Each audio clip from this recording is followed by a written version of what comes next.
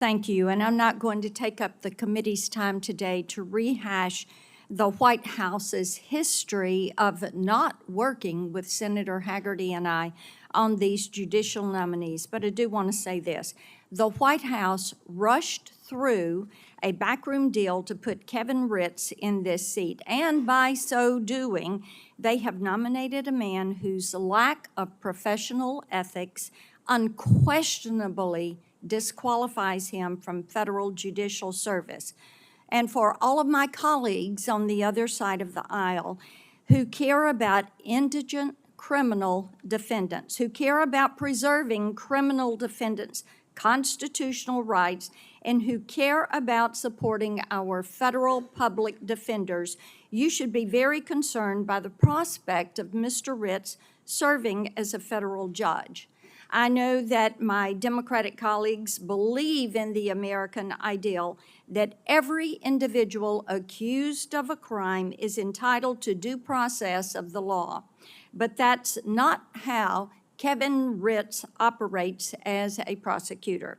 Mr. Ritz uses bait-and-switch tactics to trick indigent criminal defendants into accepting plea deals they didn't agree to.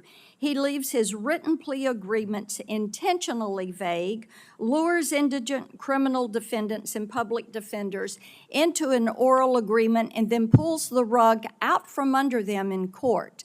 And when a female defense attorney finally called Mr. Ritz out on his unethical conduct, he tried to defame and discredit her.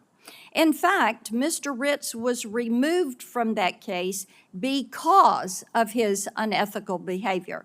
The prosecutor who replaced him went so far as to say on the record that the allegations of Mr. Ritz's professional conduct, and I quote, are serious and are taken so seriously by our office that Mr. Ritz will be taken off the case, end quote.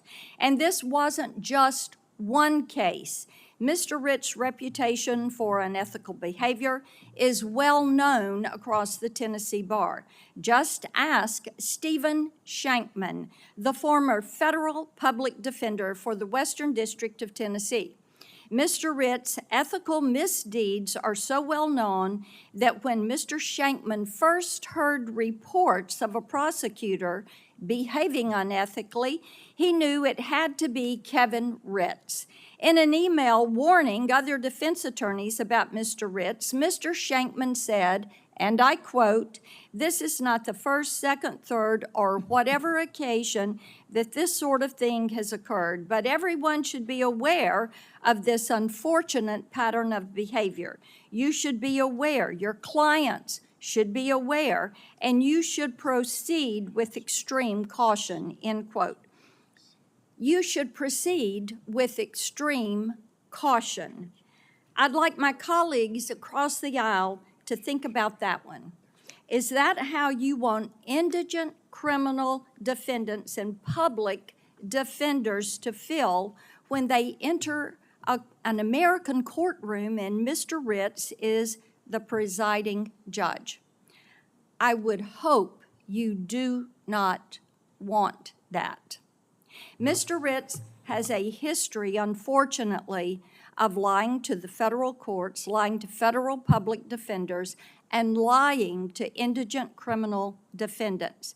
And during his confirmation hearing, Mr. Ritz lied to the committee. Mr. Chairman, I do not believe that Mr. Ritz has the judgment or professional ethics to be a federal judge. It is deeply, deeply disappointing to me. We had asked to work with the White House. We know what has transpired here, and I hope my colleagues across the aisle who are concerned about unethical federal prosecutors trampling on defendants' constitutional rights will join me in opposing this nomination.